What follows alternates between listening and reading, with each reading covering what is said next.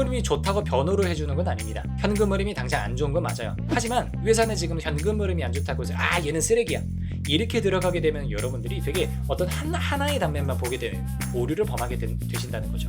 투자는 건강하게, 마음 편하게, 오래. 안녕하세요, 케빈 베스만 어조공입니다. 오늘 촬영일자 4월 21일이고요. 오늘은 오랜만에 개별 기업 하나 소개해 드려보려고 합니다. 개별 기업 소개해 드릴 때 제가 항상 앞부분에 드리는 말씀이 있죠. 오늘 제가 이 SAMT라고 하는 코스닥 상장 기업을 소개를 드릴 건데 매수 추천 드리는 거 아닙니다. 이런 기업이 있고 이런 기업은 이렇게 분석을 해야 된다라고 하는 공부의 관점에서 말씀을 드리는 거다 보니까 이런 기업이 있었네 하고 그냥 알아가시는 정도로, 그리고 반도체 재무제표 공부하시는 목적으로 가져가시면 좋겠습니다. 바로 화면으로 가시죠.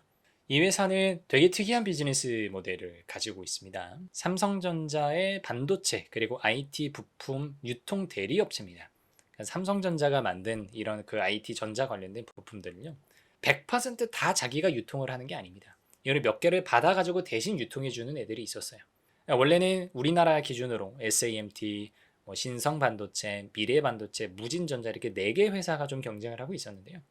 2021년도에 무진전자 쪽에서 좀 문제가 생깁니다. 그래서 무진전자가 유통 사업권을 박탈당하게 됩니다. 그러면서 그 물량을 SAMT가 가져와요. 그래서 지금 기준으로 삼성전자 향으로 이런 유통 대리 서비스를 해주는 협력사들 중에서 SAMT가 시장 점유율이 70%가 넘습니다.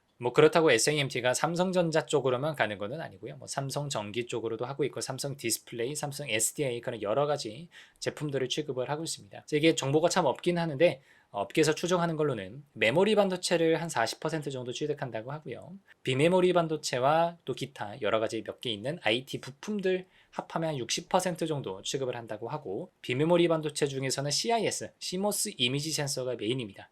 그리고 나머지 D램 요 정도 보시면 될 것 같아요. 어쨌든 CIS든 D램이든 그리고 더군다나 삼성전기 MLCC든 요즘 굉장히 많이 팔리는 기업이죠. 그러다 보니까 삼성 관련된 계열사들의 실적이 올라갈 때 SAMT도 실적이 같이 따라서 올라붙을 수밖에 없는 그런 기업이라는 걸 미리 좀 말씀을 드려보겠습니다. 재무제표를 살짝 들어가 보시죠. 여러분들 시간이 가능하시다면 지금 잠깐 일시정지 해보시고 영업이익하고 영업활동 현금흐름을 이렇게 한번 비교를 해보시면 좋습니다. 제 강의를 들으셨던 분들이라면 아마 여기서 뭐가 문제인지 바로 잡으실 것도 같아요.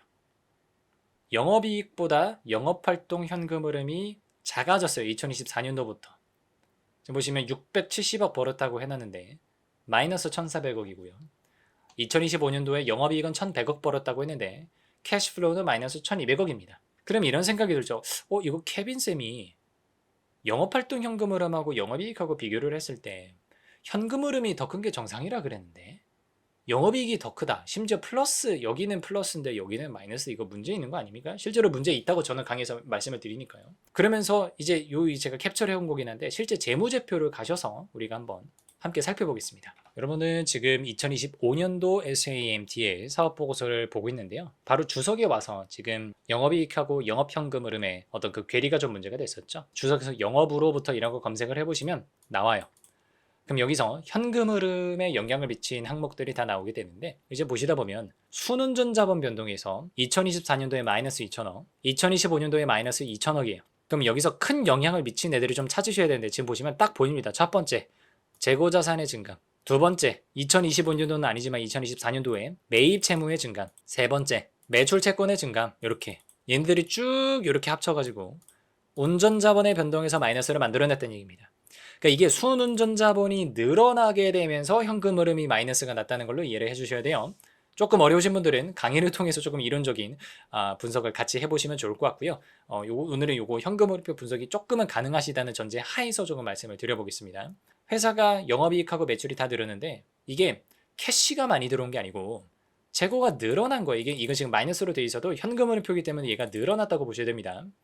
그리고 매입 채무는 감소한 거예요. 지금 요때 같은 경우는. 물론 여기서는 다시 늘어나긴 했지만 매출 채권도 증가한 겁니다. 매출 채권 플러스 재고자산 빼기 매입 채무, 이렇게 하면 순운전자본, 영어로는 net working capital 이렇게 이야기를 하거든요. 얘네들이 많아지게 되면서 회사가 손익계산서상에는 영업이익이 많이 플러스가 난 것처럼 떠도 실제 현금 흐름표로 가서 보면 돈을 못 버는 상태로 떴었다는 얘기죠.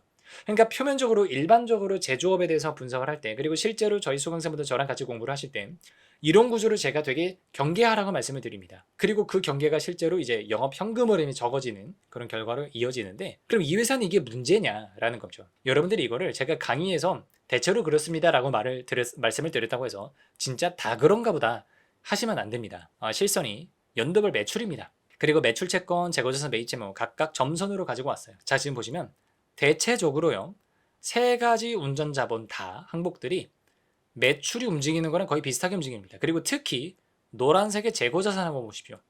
거의 비슷하게 움직여요. 재고가 늘면 매출이 늘어요. 재고가 늘면 매출이 늘어요. 재고가 줄면 매출이 줄어요. 재고가 늘면 늘고 늘면 늘어요. 물론 이게 속도의 차이는 있겠습니다만 기본적으로 얘는 재고랑 채권 그리고 매출이 같이 가는 구조라는 거죠. 그 와중에 사실은 매입 채무가 올라가게 되면 현금 흐름표 아시는 분들은 따라오시죠. 매출 채권과 재고 자산 증가로 인한 현금 흐름의 감소가 매입 채무의 증가로 인해서 어느 정도는 상쇄가 되는 구조를 가지고는 있을 겁니다. 우리가 현금 흐름표까지 같이 보시겠다고 하면 이 포인트까지 좀 정리를 드려봅니다. 그래서 1차적으로 현금 흐름이 좋다고 변호를 해주는 건 아닙니다. 현금 흐름이 당장 안 좋은 건 맞아요. 실제로 영업으로부터 창출된 현금 흐름이 마이너스가 떴으니까요. 2년 연속. 하지만 무조건 나쁘게 보기보다는 이 회사가 삼성전자로부터 물건을 다 사와가지고 그대로 고객들한테 유통을 하는 유통 전문업체라고 하는 포인트에 대해서는 이해를 해보실 필요가 있어요. 그래서 실제로 보시면 아까 제가 매출채권 더하기 재고자산 빼기 매입채무하면 순운전자본 넷워킹 캐피탈이라고 말씀드렸잖아요. 얘를 연도별로 플러스 마이너스를 제가 계산을 해놓은 거예요. 그럼 자 보세요. 이게 되게 재밌는 게 반도체 업황하고 똑같이 가요. 반도체 업황이 좋을 때는 NWC가 늘어요. 반도체 업황이 나쁠 때는 NWC가 내려갑니다. 자 보세요. 2018년도에 반도체 좋았단 말이에요. 탁 늘죠. 19년도에 바로 공급과잉으로 반도체가 꼬라봤거든요.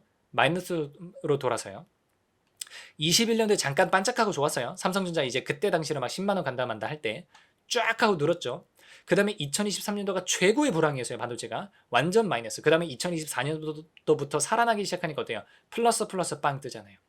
그러니까 얘는 뭐냐면 순운전 자본이 현금 흐름 표현에 조금 안 좋은 영향이 있을 수 있겠습니다만 반도체 업황하고 간직한다는 얘기예요. 그러니까 거꾸로 뭐냐면 이 회사는 우리가 분기별로 연도별로 따라가는 거에서 더 들어가서 분기별로 따라갔을 때 순운전 자본이 너무 갑자기 많이 증가하게 되면은 현금 흐름에 문제가 생길 수 있으니까 적당히 늘어나고 있다. 그럼 반도체 호황이 계속되고 있다는 걸로 받아들여야 되고, 그리고 그 계속되는 거에 수혜를 계속해서 받고 있는 회사라는 거죠. 그러니까 이 회사는 지금 현금 흐름이 안 좋다고 해서 얘는 쓰레기야. 이렇게 들어가게 되면 여러분들이 되게 어떤 하나의 단면만 보게 되는 오류를 범하게 되신다는 거죠. 하지만 그럼에도 불구하고 리스크가 없진 않아요. 회사 이제 현금 흐름표 그리고 재무 상태표 보시게 되면 어쨌든 영업이익이 늘어나고 있다고는 공시를 했는데 재고하고 채권에서 물리는 게 많단 말이에요. 그리고 그걸로 매입 채무 늘어난 걸로 현금 흐름이 커버가 안 돼요. 그러니까 돈이 부족하단 말이죠. 그러니까 어떻게 해요? 빌려요. 그래서 차입금이 2023년도, 4년도, 5년도인데 실제로 껑충하고 늘어나고 있는 건 맞습니다.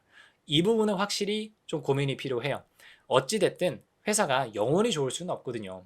근데 차입금이 늘어나고 있으면 이자 비용이라고 하는 그 고정비 부담이 생기거든요. 그러니까 그 이자 비용이 앞으로도 계속해서 잘 관리가 될 수 있는지에 대해서는 투자자시라면 조금씩 확인해 볼 필요는 있겠습니다. 이건 분명히 고려해 볼 만한 리스크입니다. 하지만 또 이 회사 관심 많으신 분들 중에서는 이 회사를 그냥 분석하시지 않아요.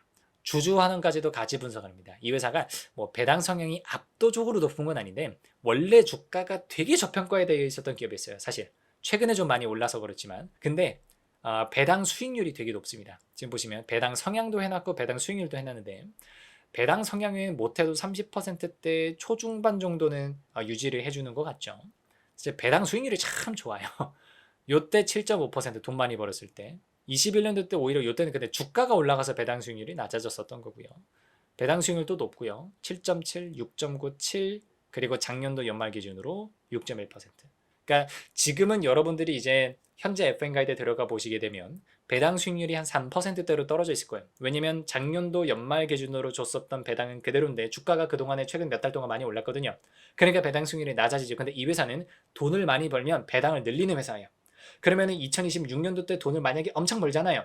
그리고 현금흐름이 조금만 안정화가 되면 배당은 여기서 더 늘릴 겁니다. 그러면 2026년도 기준으로 봤을 때는 배당 수익률이 또다시 높게 찍을 수 있는 그런 구조가 되기 때문에 여러분들이 아마 주주하는 쪽까지도 가치 투자적인 관점에서 많은 관심을 갖고 계신 분들은 SAMT 충분히 재밌게 공부해 보실 만한 기업이라는 점에는 이견이 없을 것 같습니다. 그래서 정리드리면 이런 겁니다. 그러니까 이런 분들한테는 SAMT 같은 기업들이 뭐 하나의 괜찮은 후보 정도는 될 것 같아요. 첫 번째, 삼성전자 사고는 싶어요. 근데 최근에 주가가 너무 많이 올랐단 말이죠. 내가 이거 따라가자니 좀 부담스러워요. 겁나요. 근데 그렇다고 해서 내가 반도체라고 하는 이 롤러코스터에는 내가 타야 되겠어. 슈퍼 울트라 사이클을 내가 누리고는 싶어요. 근데 비교적 안정적이어야 돼. 그래서 배당을 꾸준히 받으면서 나름대로 기다려보면서 SMT라고 하는 기업은 사람들이 그렇게 많이 관심을 가는 기업은 아니다 보니까 변동성이 높은 기업은 아니거든요. 그래서 그 변동성을 조금 줄이고 싶어요. 삼성전자는 워낙 유명한 회사니까. 그래서 요 네 가지 중에 이제 그 중첩적으로 해당하시는 투자자분들이 계시다면 그래 SAMT 정도는 한번 공부해 보셔서 알아두시면 언젠가는 도움이 되지 않을까라는 말씀을 드려보고 싶습니다. 오늘 SAMT에 대한 분석이 여러분들께 도움이 됐으면 좋겠습니다. 물론 제가 이제 10분여의 영상에서 분석을 드렸던 게 이 회사를 다 분석한 건 아니에요. 사실은 더 살펴볼 만한 부분들이 되게 많은데 그럼 너무 길어질 것도 같고 너무 디테일한 것도 같아서 지금 당장 SAMT의 재무제표를 보면서 이 부분은 꼭 공유드려보고 싶다 하는 부분만 조금 발췌해서 전달해 드렸고요. 또 다른 생각이 있으신 분들 계실 수 있어요. 댓글창 통해서 소통을 해보시면 좋겠습니다. 오늘 영상이 여러분들께 도움이 되었다면 구독, 좋아요, 알림 설정 부탁드립니다. 오늘은 여기까지 드리겠습니다. 감사합니다.